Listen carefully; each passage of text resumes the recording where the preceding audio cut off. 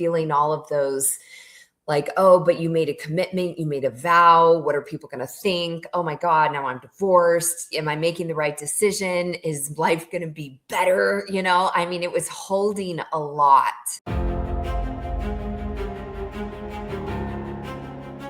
Today, I'm joined by Jo Weatherford. Jo has moved from model to professor with a master's degree in human development and 10 years teaching courses on addiction at the University of Nevada. She is now a renowned TEDx speaker who addresses the root causes of addiction through non-traditional approaches to recovery. Jo has published numerous articles as a featured author for recovery.org and has now been sober for almost 14 years, proving that radical change is always possible. Welcome, Jo. So great to have you on today. Yeah, thank you for having me. I appreciate you being here. I almost don't say recovering anymore. I like recovered because it's been a long, long time.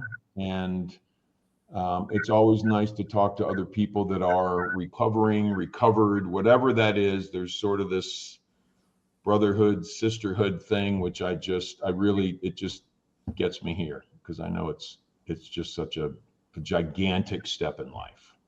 Absolutely. Yeah, I was thinking about that the other day. There's not that many opportunities for us to like really change our life, I mean, if you're going to lose 100 pounds or you've been in jail and then you come out and get your life together or getting sober, there's very few opportunities for that radical transformation. So it's really beautiful to meet other people that have done it.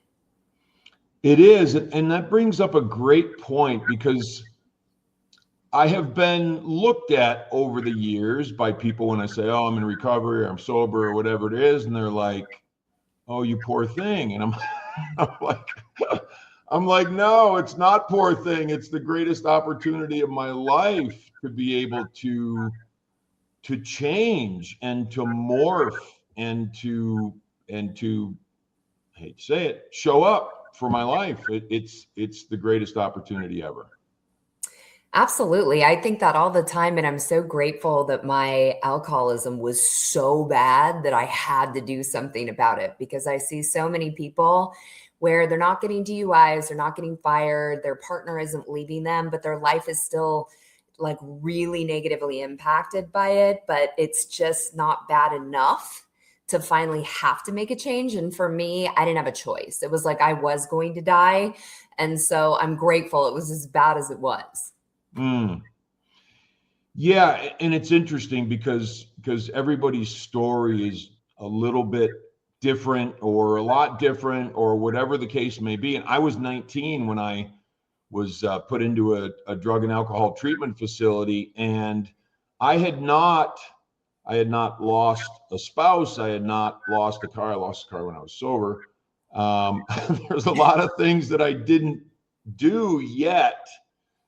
However, the trouble that I got into and how I like to term it is my soul was like on a cheese grater. It was just, I was just destroyed internally. And that was what I did not want to go back to. And it would have driven me to either prison or dead or whatever. But the worst part of it was just being so wrecked inside. Absolutely. And good for you for being able to intervene so early on. And that's kind of a concept that I love talking about when it comes to recovery. It's that idea of bringing the bottom up, that we don't need for everything to fall apart in such a horrific, terrible way. It's like if we can intervene early enough, how beautiful to avoid all of the mess that can come. It's really hard to crawl out of some holes. Absolutely. Yeah. I couldn't agree more.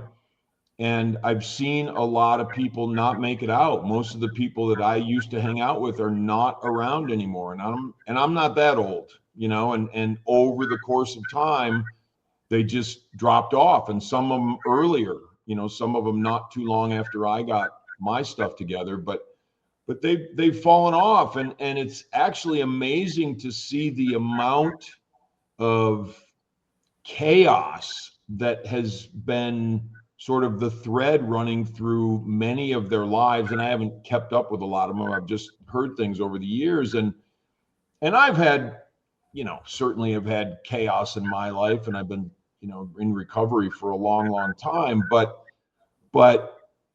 I'm not subject to all the ups and downs and all the craziness and all the, oh my God, this happened, and then the drama and the madness and all that. It's like life just gets, if I'm working on it and I'm working on me, life gets a hell of a lot easier being in recovery than it could ever have been. I think either drinking and drugging or just going through life as a normal human. When I say an opportunity to be better, I truly, truly mean that. Yeah, it forces you to do the work and examine things that you wouldn't normally look at. And then dealing with life without that coping mechanism, without the ability to numb out and check out, forces you to develop tools that I know, I'll speak for me, I never had. I didn't have a relationship with myself, with God. I didn't have any emotional regulation tools. Like, I had to figure that all out, and I never would have. And to your point of, it doesn't get better. And that's one of the things with addiction.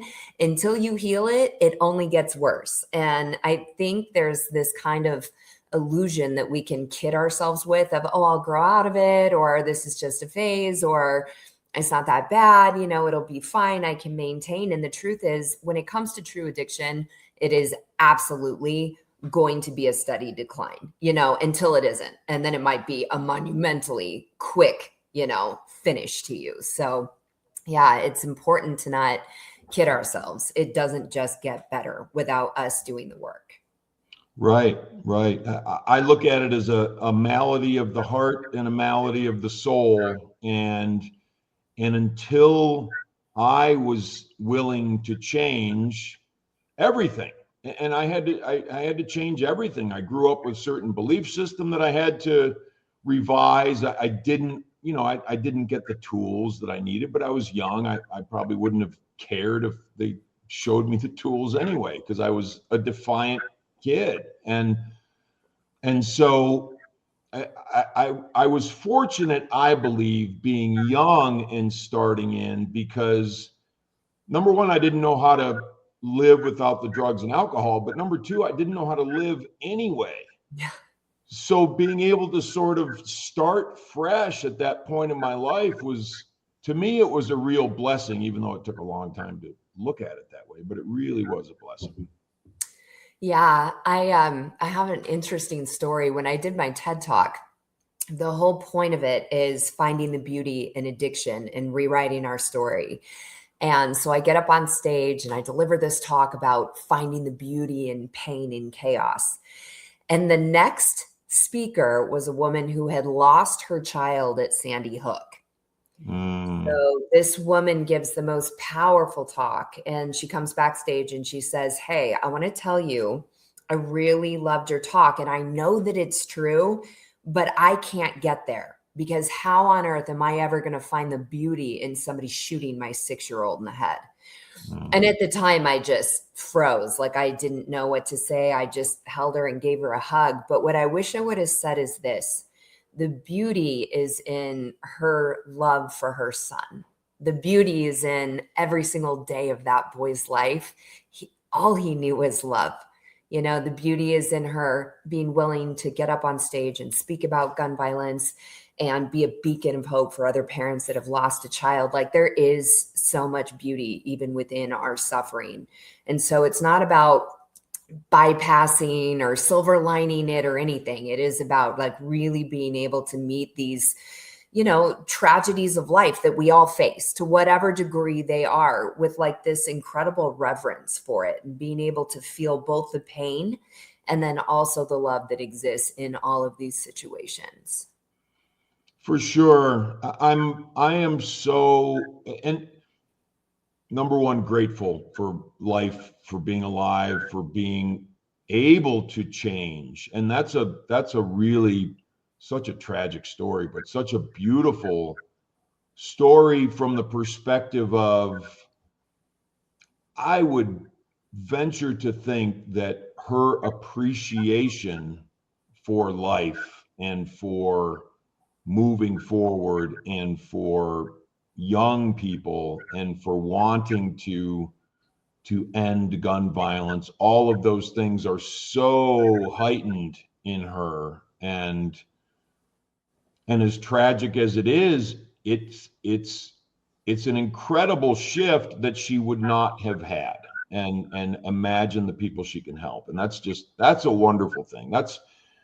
That's how I look at life now. And I mentioned the word gratitude, which is one of the most important things in my life. But how would I don't know, and you don't know what you don't know, and life happens the way it happens, but how would I know such gratitude without life happening the way it happened? And I would hate to live, and I know I don't think about life this way, but I would hate to live without so much gratitude, because it's so fulfilling and it's so just deep and supportive, and it's I love not being the person like, oh, Daryl, you're so cool. Like, I'm not cool.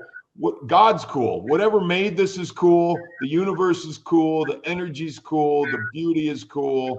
The woods are cool. Taking a walk is cool. It's not me. And that's why I'm grateful, because I know it's not me. And that's just, for me, that's where I try to live from, and I believe I do live from. Yeah, absolutely. I mean, gratitude, I do believe is key. That's one thing I've done every single day, every morning and every night, is write down 5 things I'm grateful for, because just like we can relive the horrific, awful things that have happened to us and our body feels like it's happening in real time. I mean, that's PTSD. The same is true for the good. When we relive the good, we energetically hold that same resonance as if the good is happening. So being able to reflect, being grateful, and also, let's be real, if life, like, if it always just worked out and there was no villain, like, story that you have to overcome, it'd be a boring video game that none of us would want to play. If you just passed every level, you would feel no accomplishment, no sense of joy, no interest in making it happen. I mean, so we need these things just to even feel that sense of gratitude and accomplishment. Like you said, we have to know the opposite.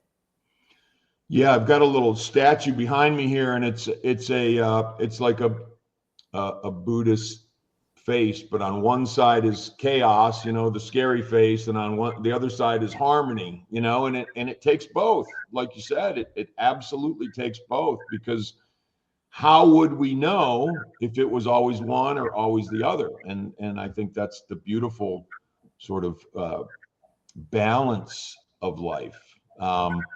So I know we've been rapping, Joe, and I love it, because I love talking about this recovery stuff. But let me just get to the question real quick that I love to hear everybody's answer about, because it just sort of lays the foundation for further discussion.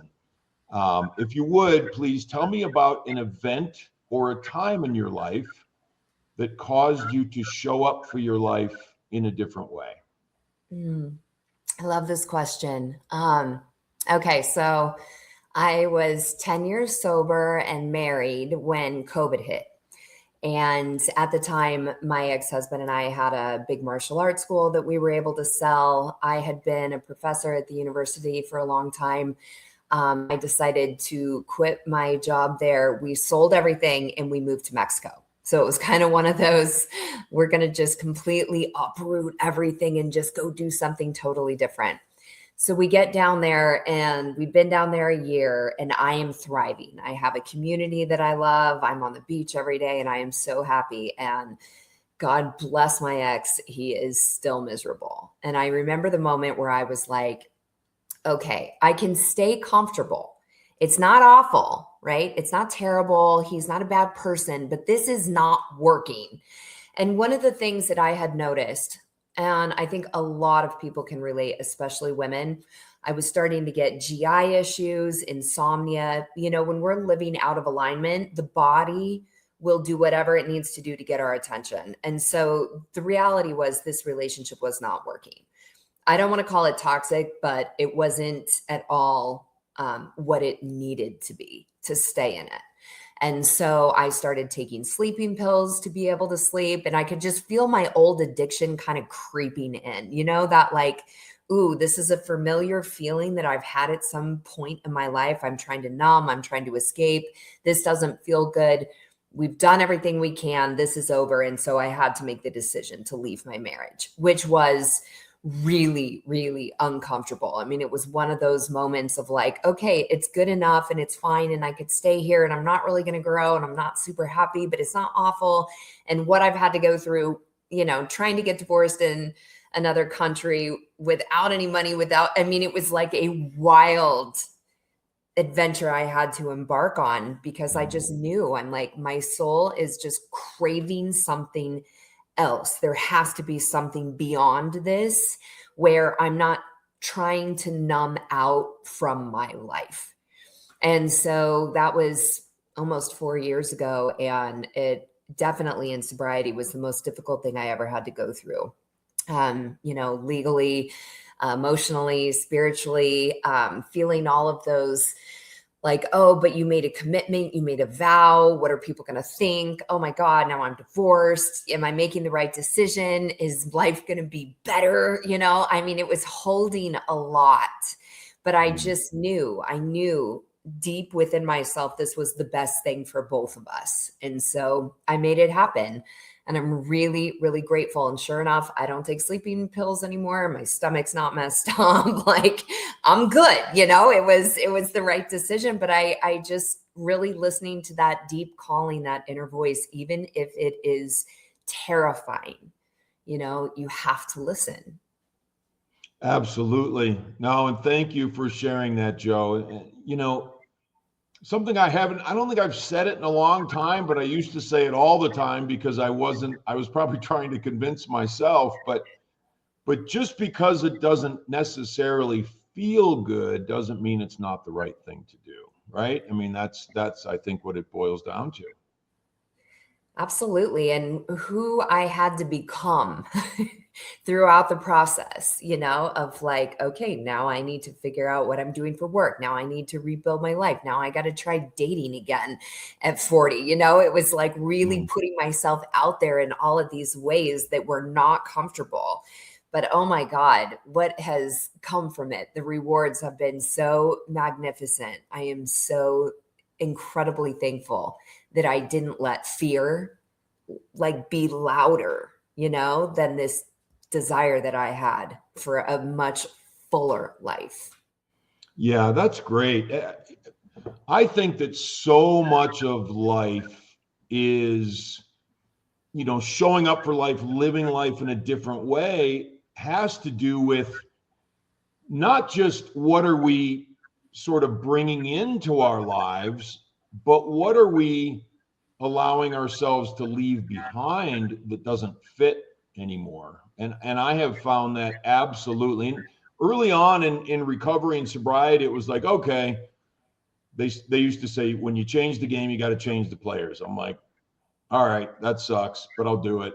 And I did it. And I started hanging out in 12-step meetings. And that was kind of how I came around to that. Became my family. That became my life for a while because it had to be. I couldn't do it any other way. And that helped me immensely. But one of the things that they taught me in the 12 steps was that I needed to take out a lot of the garbage in my life. And I've been taking out consistently, and I don't mean, and I'm not calling people that or anything like that. I'm just saying things that don't fit for me anymore. The toxicity and quite honestly, if I want to be something other than what I've been, and I want to be something more, and I want to expand my belief system, and I want to expand my life and inside of me and grow, I have to be surrounded by people who also want to do that. Because and I'll shut up here in a minute, but this is an important thing for me because I hear a lot of people say, well, you have to surround yourself with people that support you.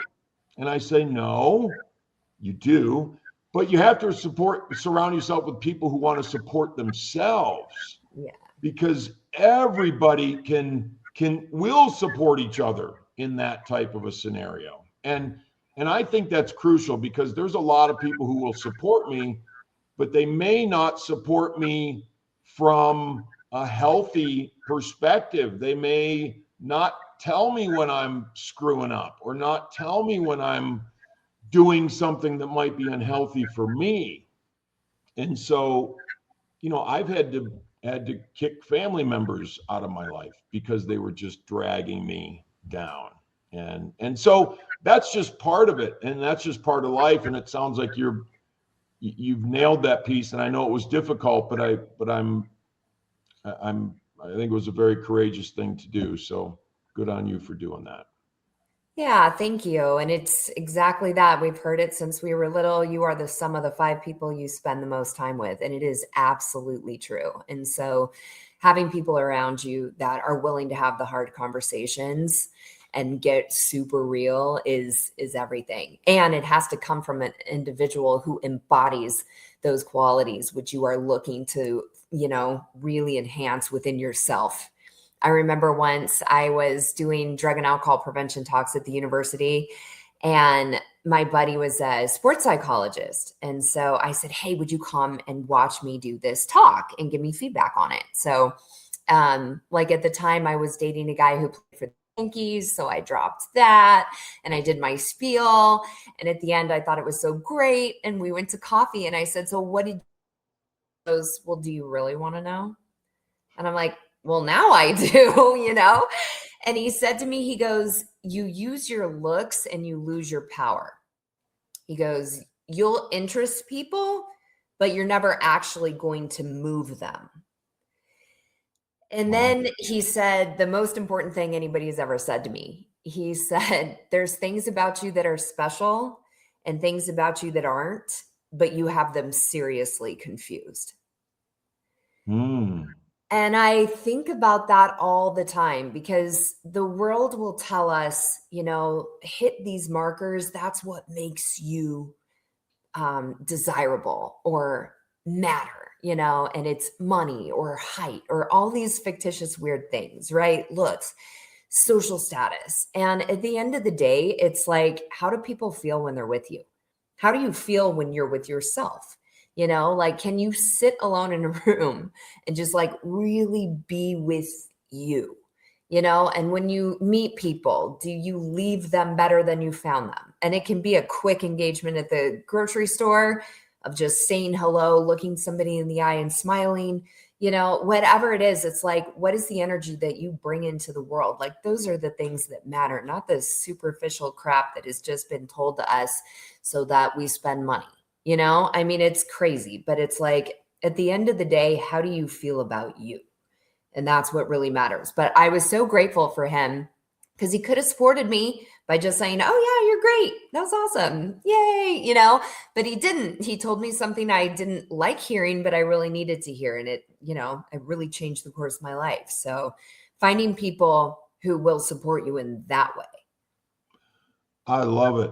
I love it. Yeah. And to have people in your life that will do that for you.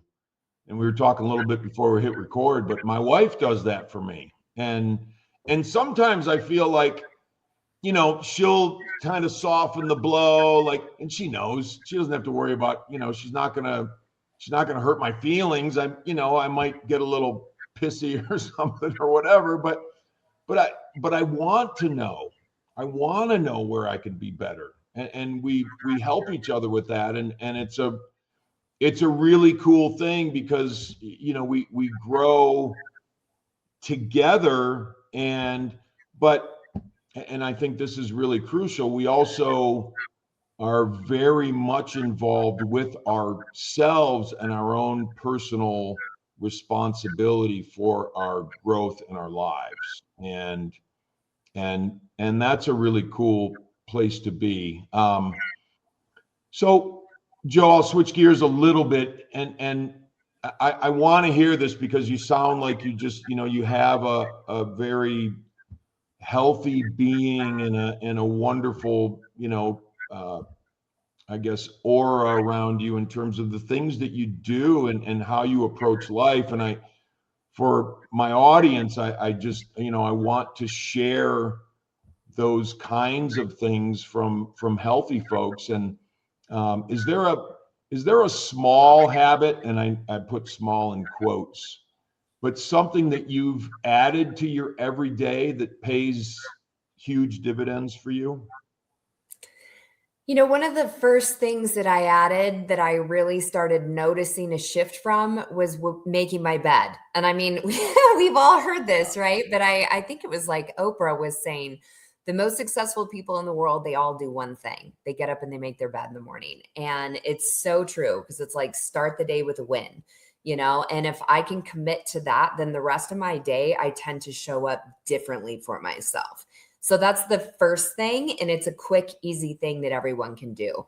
I also try to stay off my phone, for the first 30 minutes in the morning, which is so important because we need to let that rest and relaxation really permeate. And the second we're on a screen, it interrupts what's still happening when we first wake up. So staying off your phone. I journal every morning about what I'm grateful for and also what I'm creating in my life. And I do more of an affirmative prayer. Thank you that it's already happened, and I feel into some of the greatest moments of my life, whether it's romantic love or a moment of professional accomplishment, but I relive those moments and I start my day from that place. And then that helps me come into the world, and it doesn't matter what kind of pops off. I'm more centered and I'm wired to look for what's right because we're always going to find what it is we're looking for. And if I wake up and I'm like, oh, today's going to be awful and I didn't sleep good and I don't want to do these things, then you're going to have a shitty day. Like 100%, you're not going to have a good day. So the more you wake up and you're like, oh my God, I get to be here. This is amazing. What's going to come up today? And you just have this kind of awe surprise. So that's more than one thing, but I swear, if you're going to do one thing, make your bed. It is such an important first step. So true. And we do that every single day. My wife and I do. It's funny because somebody asked me on a podcast not too long ago, they're like, what's the first thing you do every day? And I'm like, what is the first thing I do every day? And my wife and I will read in the morning. Like we don't turn on the phones. We will read. And I'm in the midst of The Road Less Traveled, which I haven't read literally for probably 40 years. And I'm amazed at how that's changed me. But anyway, I didn't think about making my bed. I'm like, because it's just something, we've been doing for a long time. And sometimes I get up a few minutes earlier than my wife gets up and that sort of thing. But the first thing we do is make our bed. And that's such a great point because for me, it like you said, it creates a little bit of order. And it sets the tone. And, one thing you brought up that is so crucial to me, and I don't hear it very often. In fact, maybe I've never heard it, but people ask me if I pray, or they ask me about faith, and I'm like, yeah, well, I'm kind of like Joseph Campbell, who says, or what he said at one time was somebody asked him about his faith. He said, well, I don't need faith. I have experience. And I'm like, oh man. And I love faith because it's just such a powerful thing. But I have faith because I have experience and because my life is cooler than I ever thought it could possibly be. But the thing that you said, Joe, which was so important, is the affirmative prayer and just saying thank you. And that's exactly what I do. I don't ask for anything. I don't say, please give me. I truly believe that whatever I need, I have. It's just a matter of me getting out of my own way and moving it forward in some fashion. And I have the strength I need. I have the faith I need. It's just a matter of me showing up and doing. And And so thank you for bringing that up, because I think that's important for people to think about, because the mainstream thought process is, if people believe in God or whatever, is I have to ask for things. Well, maybe you've already been given them and you just need to utilize what you have. It just made me think, for anybody that might be listening to this though and goes, oh my God, I'm just in such a dark place. I don't have faith yet, right? It's really important that you add that yet on. I just want to speak to those people really quickly too. I was at a conference speaking, and my girlfriend Tara Connors was there. And for those who don't know who that is, she was Miss Teen USA or Miss USA, and she lost her crown for cocaine. And it was like a whole thing, like just got slaughtered in the media. But anyway, she was speaking on recovery, but also about trying to get pregnant. And she said the most interesting thing. She goes, look, I tried for 5 years. We did IVF. We did everything. Could not get pregnant. She said, I didn't believe anymore. I had completely lost faith that this would ever happen for me. And we hear it, you got to think it to believe it. You need to be able to manifest all this stuff. And she was like, and I just couldn't. I didn't think it was going to happen for me, but I just kept trying. And then I got pregnant, and now they have a healthy baby girl. So she said, it's really important that even if you don't have faith, that you keep taking action, because God is so much bigger, and we have no idea what is coming. And so if you have faith, by all means, lean into it. It is such powerful medicine. And if you're in that super dark place where you're like, I don't think I'm ever getting out, just keep showing up, because you have no idea what can be done for you. Absolutely. Yeah. And I love that, because one of the things I try to imbue in people, to the extent that they're willing to hear it, is that your belief system can expand to a place where you just have no idea what's possible. And that is one of the most cool things about life. And so just think about that, and include it as, you don't need to download it all right now, but just include it as a possibility. Excuse me. Can life be bigger than I'm able to believe right now? And I promise you that it can be. And to the extent we can expand that belief system, we allow wonderful things into our life. And I truly believe that is one of the most crucial components to finding that expansion and finding an expanded life. Absolutely. Yes. So, I love to. Success means so many things in this life, and it can mean, it can mean this, it can mean that, it can mean money, it can mean, whatever. But how has the definition of success for you, Jo, changed over time and over these years of being in recovery? Yeah, well, I think my first marker of success was, will I drink or not? That was kind of like my lowest level. And then I didn't. And then I was like, okay, great, mastered that. So now what? And then success becomes so nuanced. And like, am I going to focus on, again, I am desirable or I am enough? My life matters if, am I giving enough? Right. Which is a huge part of recovery. I mean, that's one of the reasons AA is so successful, is the giving back, the paying it forward. And it's like, okay, well, I worked in treatment for 15 years. Like, I've given back a lot, okay, check. But there's still like so much more. So I think for me, success is evolving day to day. It's in little moments too. Like, my dog's going crazy, do I snap at him, or do I like meet him in the way that I want to, calm, patient, like, or am I losing it?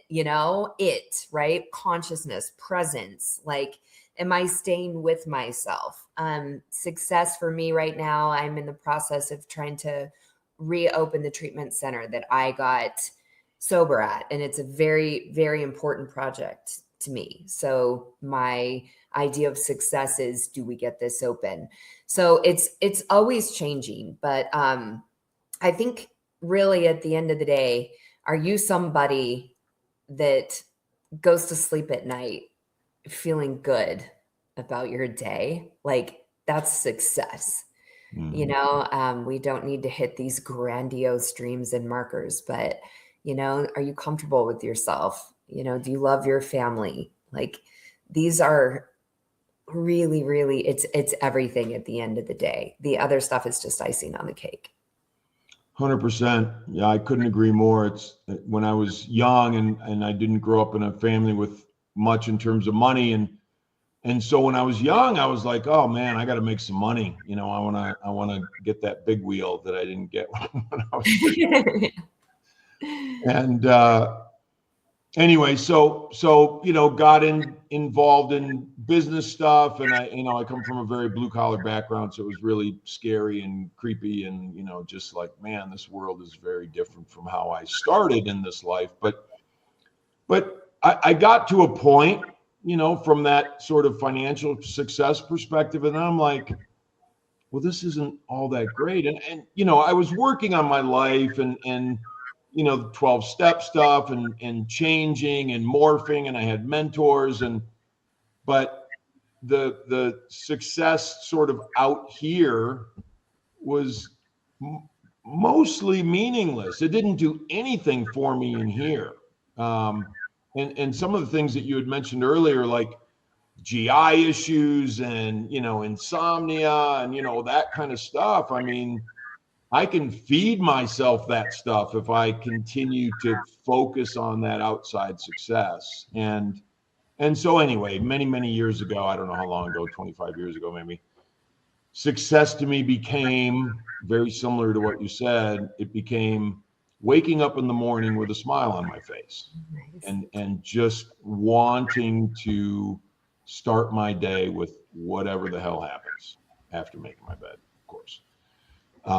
And I think that was really cool. So I love that you said that, because it can be different every day. And there are certain threads that I think really matter, in terms of peace of mind and meaning and some sort of internal fulfillment, and how are my relationships and all those kinds of things. But I'm excited for you with the treatment center thing. That's really cool. So good for you. That's great.